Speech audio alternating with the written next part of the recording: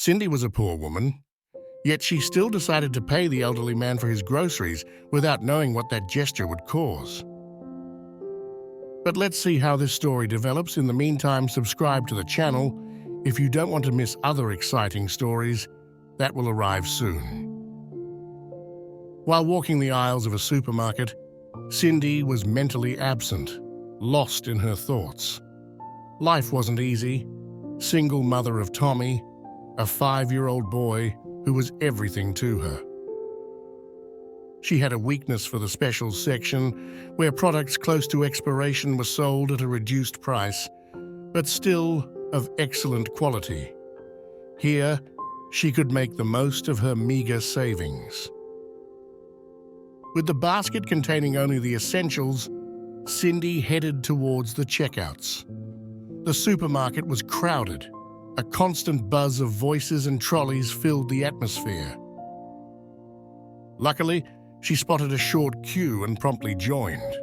The man in front of her, with slow and measured movements, placed his purchases on the belt.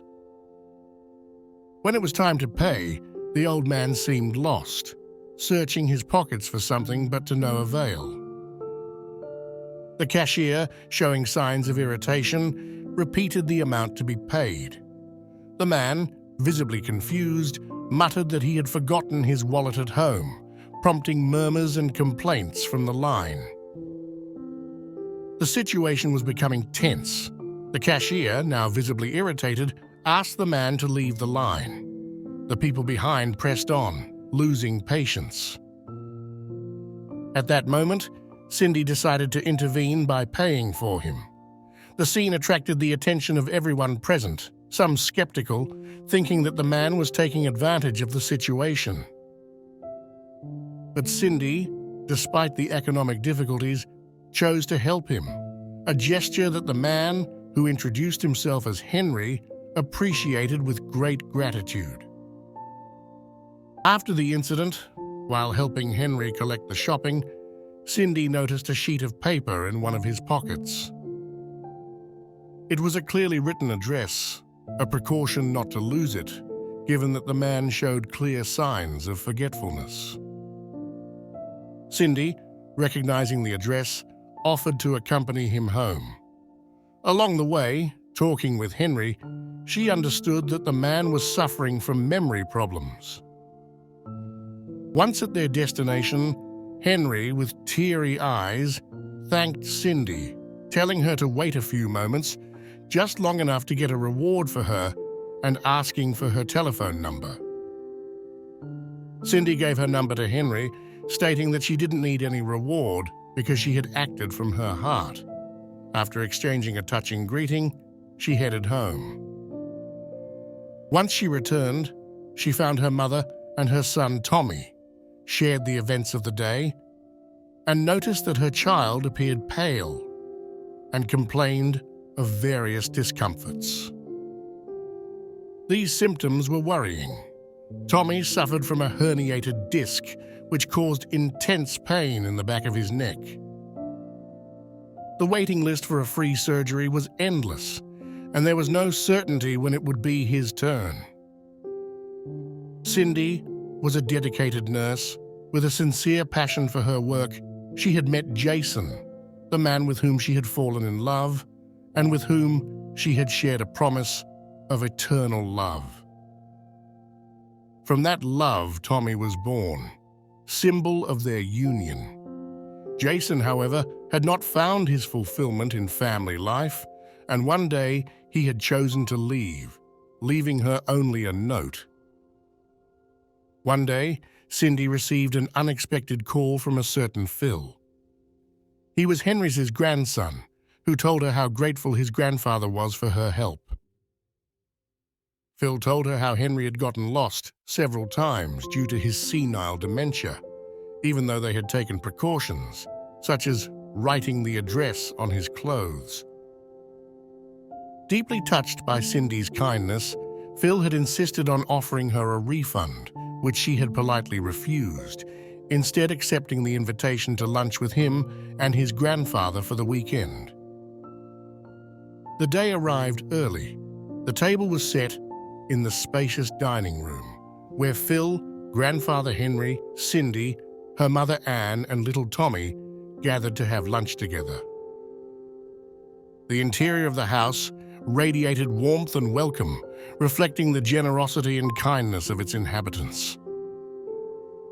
The lunch took place in an atmosphere of sincere joy, but Tommy's health suddenly seemed to worsen, leading Cindy to growing concern as she watched her son's symptoms worsen. At that critical moment, Phil, a high-level head physician, promptly intervened with his professionalism, and after a quick but thorough examination, concluded that Tommy needed immediate intervention. Without hesitation, he understood that Tommy needed immediate health care. His serious attitude froze Cindy's heart. A shiver of fear ran through her spine at the mere thought that her son's life was in danger.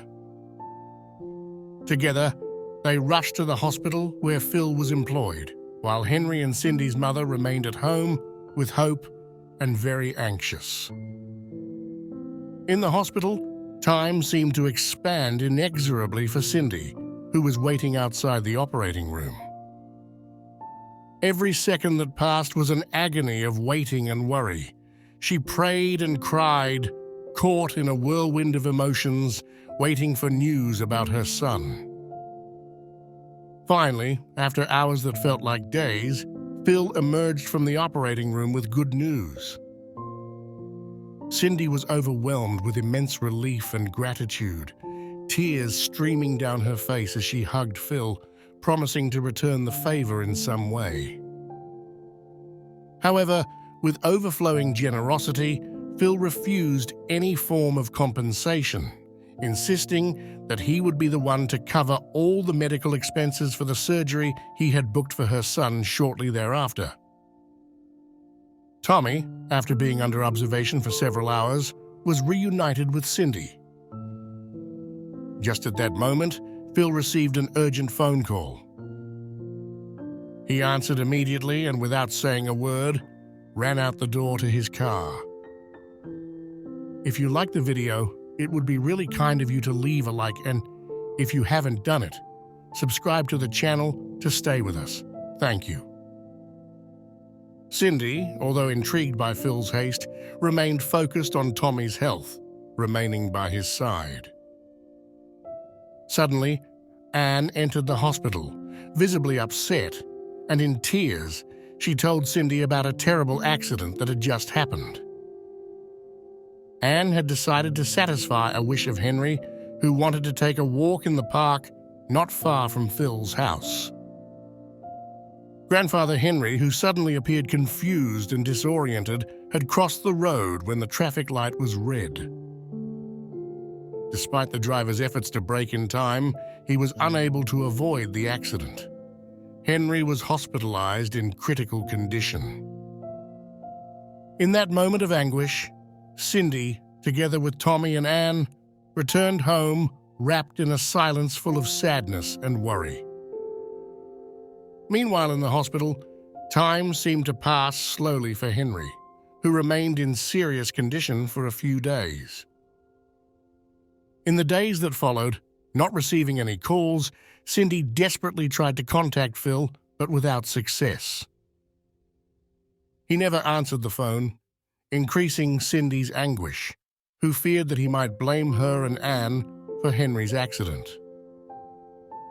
But Phil, in reality, spent every day in the hospital, covering his shifts as a doctor and remaining next to Henry's bed every free moment he had, hoping for a recovery, which, unfortunately, never came. After 5 days of suffering, Henry died. It was at that point that Phil, with a heavy heart, contacted Cindy to give her the sad news. Grandpa Henry wouldn't have wanted anyone to bear the burden of the guilt, Phil said, trying to alleviate any sense of responsibility that Cindy and Anne might feel. In a now lighter tone, Phil shared the words he believed his grandfather would have said, "I have already experienced a lot. Let young people have the opportunity to experience the joys that I have had." Then, with a relieved heart and eager to restore the lost serenity, Phil invited Cindy and her family to a lunch.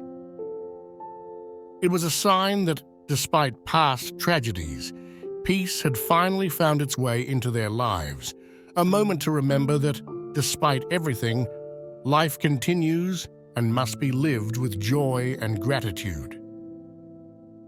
And you? Do you think that small acts of kindness can, in addition to helping other people, also transform the lives of those who carry them out?